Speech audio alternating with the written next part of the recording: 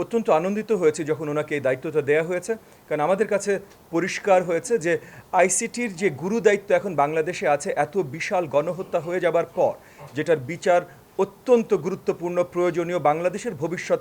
Stability এবং বাংলাদেশের ভবিষ্যৎ গণতন্ত্রকে এস্টাবলিশ করতে হলে সেই দায়িত্বটা সঠিক হাতে পড়েছে বলে আমরা মনে করি। আজকে জাতীয়তাবাদী গণতান্ত্রিক আন্দোলন এনডিএম দলের চেয়ারম্যান হিসেবে দলের পক্ষ থেকে আমরা অভিযোগ নিয়ে দায়ের করেছি মাননীয় চিফ প্রসিকিউটরের দপ্তরে আইসিটিতে যে 19শে জুলাই 14 দলের বৈঠকের মাধ্যমে শেখ হাসিনার সরকার গণমাধ্যমকে পরিষ্কারভাবে জানায় যে 14 দলের বৈঠকের মাধ্যমে তারা ওই ডিসিশনে আসেন যে ওনারা কারফিউ জারি করবেন এবং এই কারফিউতে ওনারা দেখা মাত্র গুলি করার অর্ডার জানান।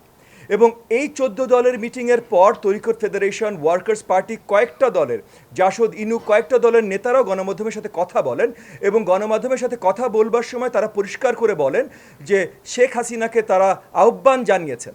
বা উপদেশ দিয়েছেন যে শক্ত হাতে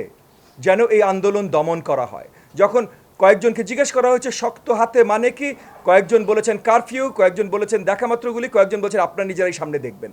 এই ধরনের আলোচনা আমাদের কাছে অ্যাটলিস্ট পরিষ্কার করেছে যে এরা অতপ্রুতভাবে জড়িত ছিল এই গণহত্যার আদেশ দেয়াতে। তার জন্য আজকে আমরা এনডিএম দল থেকে এই 14 দলের প্রত্যেকটা দলের বিরুদ্ধে, আওয়ামী লীগ সহ 14 দলের প্রত্যেকটা দলের বিরুদ্ধে অফিসিয়ালি আমরা কমপ্লেন দায়ের করেছি যে এরা সবাই গণহত্যার আসামি এবং ইন্টারন্যাশনাল ক্রাইমস ট্রাইব্যুনাল যেন তাদের আয়তায় যে যেভাবে পড়ে, আইনটা তারা ভালো বুঝবেন, বাট যে যেভাবে পড়ে সেভাবে যেন এই অভিযোগের তদন্ত হয় এবং তাদেরকে বিচারের আয়তায় সঠিকভাবে আনা হয়। আমাদের প্রথম চাওয়া যে সঠিক তদন্তর মাধ্যমে দেশ জাতিকে সঠিকভাবে জানানো যে কতটা করাপ্ট, কতটা মোরাল ডেপ্রাভিটি ছিল এবং আছে এই 14 দলের জোটের নেতাদের ভেতরে এবং এই 14 দলের ভেতরে। জনগণের কাছে পরিষ্কার করা যে শুধু আওয়ামী লীগ না, শুধু শেখ হাসিনা না, এই যে ওয়ার্কার্স পার্টি, ইনু, তরিকত ফেডারেশন,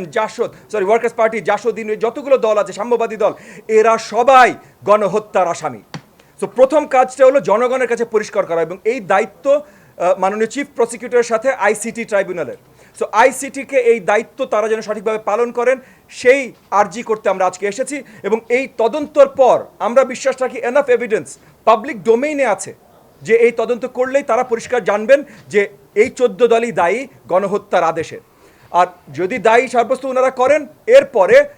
সাজা কি হবে সেটা আজকে মাননীয় চিফ প্রসিকিউটরও জানালেন যে আইনের কিছু চেঞ্জ আসতে পারে, এগুলো ওনারা আরও ভালো জানবেন। যেইভাবে আইনের চেঞ্জ আসবে, আইনের চোখে তাদের সাজা যেটা হওয়া উচিত সেটা হবে, সেটা হলেই আমরা মেনে নেব।